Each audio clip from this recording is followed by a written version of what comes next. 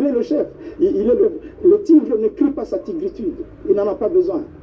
Il est le chef, mais il est aussi le conciliateur. En venant de Brazzaville, vous vous rappelez la dernière émission qu'on a faite ensemble? Il a dit aux gens, moi, je ne romps pas la coalition, parce que je sais que nous en avons besoin. Ce pays, historiquement, n'a jamais voulu que quelqu'un dirige seul.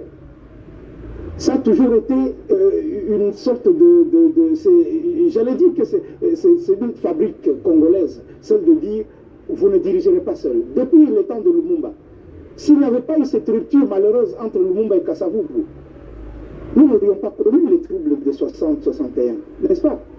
Lumumba peut-être serait encore vivant. Vous comprenez que cette crise là-bas nous a causé du tort. Joseph Mobutu, Désiré, quand il est entré au pouvoir, lui aussi, il a dû tendre la main à tout le monde. Il a rassemblé. Il a fait de ce pays ce qu'il est aujourd'hui dans l'unité, qu'on ne jette pas l'air. Qu'est-ce que le président Laurent Désiré Kabila a fait? Lui aussi a tendu la main aux autres, ce qu'il appelait la révolution pardon. Et il a pris tous les mobutistes et les autres. Ils sont tous rentrés pour construire la nation. Son fils a fait la même chose. Aujourd'hui, donc, si quelqu'un souffle à l'oreille d'un président de la République au Congo en disant non, Tika Bango, non, Tika Bango, ils sont tous ensemble. Mais on doit appeler les uns les autres à la sagesse et surtout à l'humilité.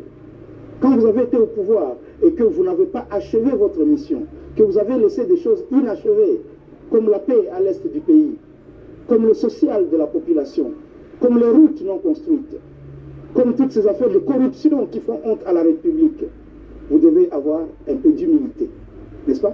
Vous devez dire, nous avons travaillé, continuez le travail. Quand vous venez d'arriver dans une maison, vous regardez aussi d'abord, vous attendez de tenir en main l'essentiel du pouvoir en disant, nous allons faire mieux que vous. Mais c'est comme ça que les choses avancent dans le monde entier. C'est la continuité du pouvoir. Les ruptures ne sont que des échecs. Et ces échecs là-bas sont malheureux. Moi, je me rappelle bien le président Chirac prononçant sa phrase « Françaises et Français, j'ai décidé de dissoudre le Parlement ». Ils ont vécu la pire période de leur gouvernance. Parce que simplement, le président de la République n'avait pas tous les moyens de son action. Parce que c'était quelqu'un d'autre qui dirigeait. Que c'est à ça que nous voulons aller, je ne crois pas. Je n'augure pas de ce que dira peut-être le garant de la nation, mais je reste dans mes convictions que quoi qu'il se passe demain, la seule solution restera le dialogue et renouer les liens du dialogue. Ce serait les coudes pour que ce Congo puisse avancer. Voilà ma pensée. Oui. Rien que la cohésion, l'unité nationale pourra avancer le pays. Exact. Mais qu'en est-il? On a l'impression, je l'ai toujours dit, d'un côté ou de l'autre, j'ai l'impression qu'il y a beaucoup de sensationnel dans ce qu'on voit comme action et réaction.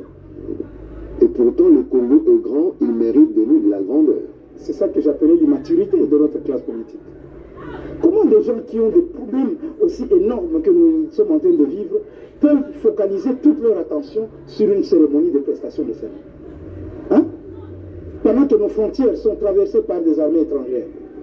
Pendant qu'aujourd'hui nous sommes en train d'appeler de tous nos voeux que le chef de l'État réalise sa promesse de mettre en place une structure unique pour pouvoir lutter contre la présence des groupes armés et leur prolifération. Nous attendons cela de tous nos voeux.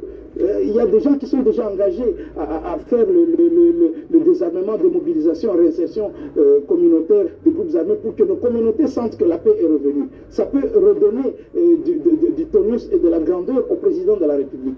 Comment des gens sont en train d'écrire sur Internet nous avons vaincu. Vous avez vaincu parce qu'il y a une cérémonie. C'est quoi cette histoire-là? C'est quelle mentalité ça? Et les gens se réunissent pour produire, non pas une planification de la manière dont, dans leurs entités, ils vont essayer de voir comment les routes vont être construites. L'ancienne première dame, Maman Olive Lembe, qu'on appelle Maman Aro chez nous, elle est à Kamituga. J'ai vu des images sur lesquelles elle-même, sur son 4x4, était en train de lutter contre un bourbier. n'est-ce pas? Elle arrive dans un hôpital où il n'y a rien. Et elle, dans sa bonté, elle donne des médicaments, etc. Pendant que